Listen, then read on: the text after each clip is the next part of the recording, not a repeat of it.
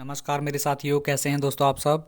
आशा करते हैं कि आप लोग अच्छे होंगे और अपनी आने वाली विभिन्न परीक्षाओं की तैयारी बहुत ही बढ़िया तरीके से कर रहे होंगे।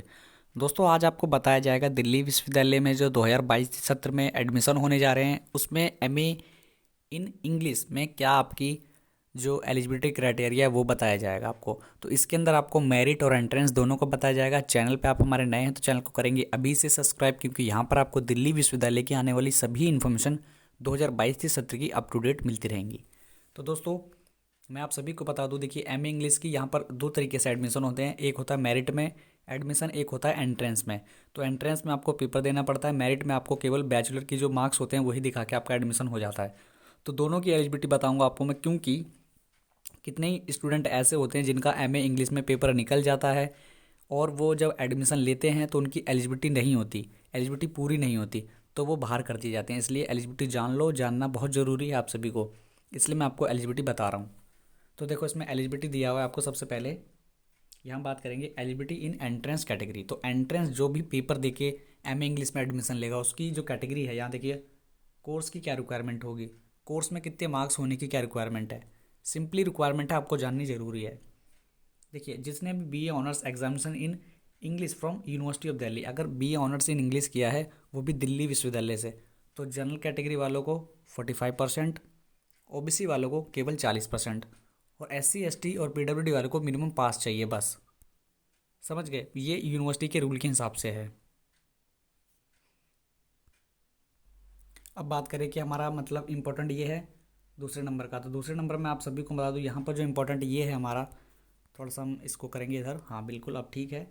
और दूसरे नंबर का मैं आपको बता दूं, देखिए बैचलर डिग्री की होनी चाहिए आपने और किसी भी यूनिवर्सिटी से की होनी चाहिए, तो उसके लिए ये एलिजिबिलिटी। देखिए जनरल कैटेगरी वालों को 50% और ओबीसी कैटेगरी को 45% और एससी एसटी पीडब्ल्यूडी वालों को केवल जो है पास यहाँ पे बोल रहा है। समझ गए, CGP under the CBCS program है ना, इसके अंडर में मतलब आपकी जो ग्रेजुएशन है कंप्लीट हुई होनी चाहिए।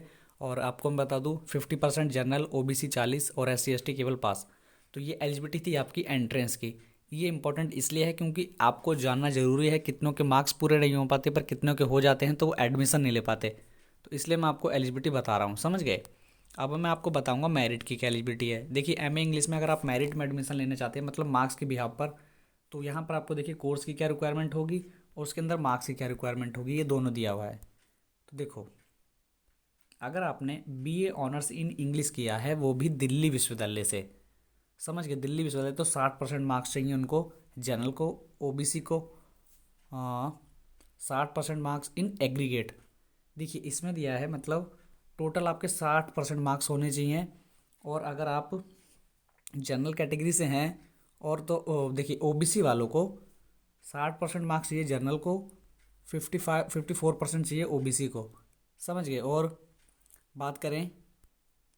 बात करें ओबीसी छोड़कर एससी एसटी पीडब्ल्यूडी को भी 54% मार्क्स चाहिए, वो भी जो दिल्ली यूनिवर्सिटी से एडमिशन लिया हो और उसने बी ऑनर्स इंग्लिश में किया हो, समझ गए।